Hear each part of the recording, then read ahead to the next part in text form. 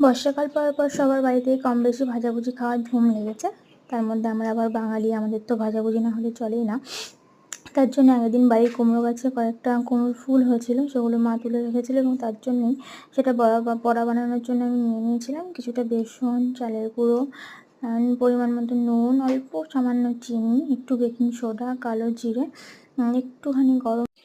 একটুখানি গরম মশলার গুঁড়ো এবং তারপর আমি নিয়েছিলাম একটুখানি আদা রসুন এবং লঙ্কা বাটা, সামান্য হলুদ কালারটা আসার জন্য, এবং সেগুলোকে ভালো করে চামচ দিয়ে মিক্স করার পর আমার মনে পড়লো যে মিক্স করার জন্য অন্য কিছু আছে, তো এটা দিয়ে, এটার নাম ভুলেছি। যাই হোক, এটা দিয়ে মিক্স করছিলাম অল্প করে জল দিয়ে, ভালো করে জিনিসটা মানে একটা সুন্দর স্মুথ ব্যাটার বানিয়ে নিচ্ছিলাম। এবং তারপর কড়াই গরম করে তাতে সাদা রিফাইন তেল দিয়ে বেশ খানিকটা পরিমাণ দেওয়ার পর কুমড়ো ফুল যেগুলো আমি ছাড়ানোর সময় অর্ধেকটা ভেঙেই ফেলেছি, যাই হোক সেটাকে ব্যাটারে ডুবিয়ে ছাঁকা তেলে ভেজে নিলাম উল্টে পাল্টে। এবং একটু দেখতে কেমন হয়েছে, কিন্তু খেতে কিন্তু খুব সুন্দর হয়েছিল। মা ভালো রিভিউ দিয়েছে। টাটা।